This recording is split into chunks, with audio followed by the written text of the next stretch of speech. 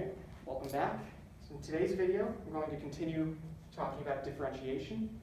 In this video, I'm going to talk about some basic derivative rules, namely the constant rule, the derivative of x, and the constant multiple rule. Today's video will be a lot more geometric than straight up just limit definition and calculus. But a lot of these rules do come up a lot in calculus, so they're important to learn. First rule is the constant rule. So let's say we have a graph of a constant, say y equals 3. I'm going to draw a graph here. This is our graph of y equals 3. So let's say we wanted to know the slope of the graph, or take the derivative at a point, say x equals 5. Well, for this graph, we see it's a straight line at a constant value. So let's say we just took the slope between points x equals 1 and x equals 7, which we said we could do as an approximation sometimes. So we know that the slope of the graph is equal to y2, which is 3, minus y1, which is 3, divided by x2, which is 7, minus x1, which is 1. This gives us 0 over 6, which is equal to 0. So the slope from this point to this point on the graph is 0. Now, just saying that the slope between 2 points is 0 isn't the only thing that we're looking for. We could have a graph, say, a parabola that looked like this. If we took the average slope between this point and this point, it would still give us 0, as you can see, because it's y equals 3 here and here. But the slope everywhere is clearly not 0. If we wanted the slope between here and here, it would look like this. But if we look at the graph of y equals 3, y is always equal to 3. That's what is given, and that is what this function is defined as. Y is always 3, meaning y is never increasing or decreasing. It's just a straight line. And in any constant, we see like between, say, x equals 1 and x equals 3. Y, let's call this mn, or mu, would be y2, which is 3, minus y1, which is 3, over x2, which is 3, minus x1, which is 2, which would be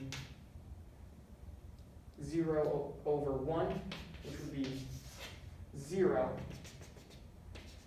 This here is x equals 2. So we see between these points, slope is 0. Between these points, the slope is 0. Say we wanted to point right here. Between these points, the slope is 0. Say we want to get to any point, like an arbitrary point, x equals c. We put points around it, and then we put another point here. Let's call this x equals b. We let it get arbitrarily close to c. And as we see, the slope is still 0. We half it. We put the point here. We put the point here. So what we can figure out from this is that the derivative of a slope, or of a constant, sorry, not slope, the derivative of a constant, so d dx of c, where c is a constant, is equal to 0. So this is the first basic rule. Let me, over here,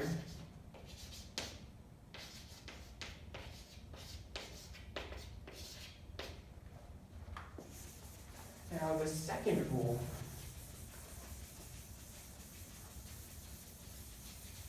is the derivative of x. when we have the function f of x is equal to x, or y equals x. I'm also going to draw a graph for this one. We have our function, this is y equals x, going this way. So let's say we want to find the slope between these 2 points. And you probably know from algebra that this is in the form mx plus b. This graph here, the graph of y equals x, has a constant slope. So say we wanted to find the slope between point A and point B. So we have 2 points on our graph that we want to find the slope between. So we know the slope is equal to y2 minus y1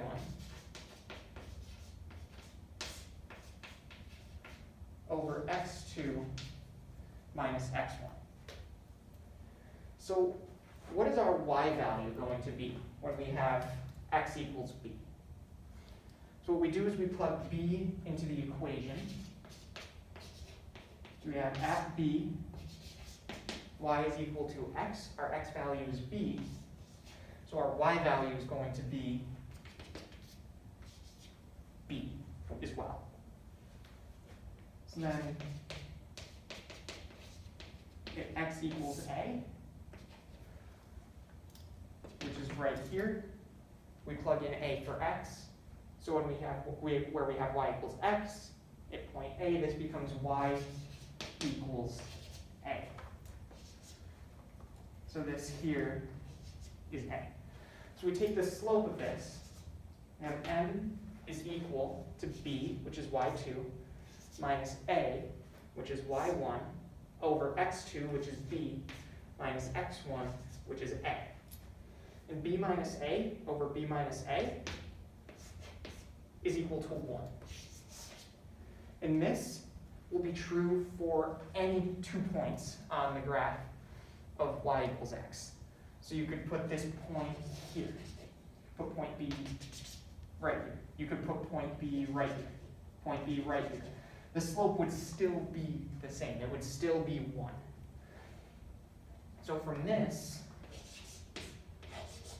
we can see that the derivative of x, or the slope of the line y equals x, is equal to 1. I'll write this down over here. And the last rule that I'd like to talk about is the constant multiple, not to be confused with the constant rule. The constant rule is when you have the derivative of a constant, and the constant multiple rule is when you have something multiplied by a constant. So let's say we change this function from y equals x to y equals 2x. So the graph will change a little bit. This, you see it looks more like this now. And we want to find the slope between point A and point B. So the first step is we need to find out what the y values of this function are at x equals b and x equals a. And then plug those into the slope equation. So if we have at x equals b, we know that y is equal to 2 times the x value. The x value is b. So this is 2 times b, or 2b. At x equals a, right here, so this right here is 2b. This point right here, x equals a, we plug a in for x here, and we get 2a. So this right here is 2a. So if we plug these values in to this equation for the slope, we get y2 is 2b minus y1 y2 minus y1, y2 is 2b, y1 is 2a. So 2b minus 2a divided by x2, which is b, minus x1, which is a. Now we can take this 2, the 2 out in front of each of these values here, and factor that out to the front, and we have 2 times b minus a over b minus a. And these b minus a's cancel, and we get 2 for the slope of this graph. Well, that's an interesting little development there. To see that we have y equals 2x. The slope of that would be 2. So let's say we wanted to do that, or try to extend that to any constant. What if this is, instead of being y equals 2x, what if this is y equals cx, where c is a constant, like 5 or 10 or 15? It's just, c is just a number. So, at x equals b, we have our y value equals c times the x value, which is b. So this point here is cb. And then when x is equal to a, we have y equals c times a. So this here is ca. So the slope is y2, which is cb, minus y1, which is ca, over b minus a. Once again, this c can factor out to the front. We get c times b minus a over b minus a. The b minus a cancels, and we get c. And if we wanted to just take the derivative of this, d dx of cx, well, we know that this now is c. We know that the derivative of x is 1. So it looks as if we can pull the constant out to the front. And that is the constant multiple, that if you have the derivative of a constant times a function, this is equal to that constant times the derivative of the function. So if you have c times a function f of x, you can factor the c out to the front, and you get c times the derivative of f of x if you're differentiating this whole thing. Now,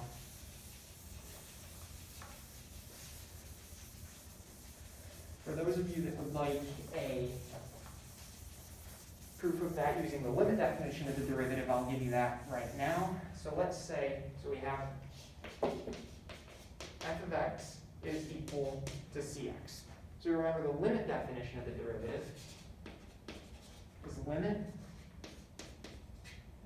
is delta x approaches 0 of f of x plus delta x minus f of x all over delta x. So f of x plus delta x would be c times x plus delta x, because we plug this x plus delta x in for the x value of the function here. So we end up with the limit is delta x approaches 0 of c times x plus delta x minus our function f of x is c times x over delta x. And this becomes the limit is delta x approaches 0 of c. We can factor the c out to the front and have, in these parentheses, we have x plus delta x minus x. And this dx's will cancel over delta x. And now these delta x's, since these x's canceled out, the delta x is the only thing left in here. So those cancel, and we end up with the limit as delta x approaches 0 of c, which is equal to c. Now this is for this one specific case where f of x is equal to c times x. Let's say we wanted to say, take the derivative of just a general c times f of x instead of specifically c times x. Well, this f of x plus delta x becomes c f of x plus delta x minus c f of x, because these are our functions. It's the function of x plus delta x minus the function of x. In this case, our function is c f of x. Now, these c's will factor out to the front. And let me erase this so that it doesn't get too confusing. And we have c times f of x plus delta x minus f of x all over delta x. And then the c can factor out to the front of the limit. We have with c times the limit as delta x approaches 0 of f of x plus delta x minus f of x all over delta x, which is equal to c. And this expression here is just the derivative of f of x. So we see that the derivative of c times f of x is equal to c times the derivative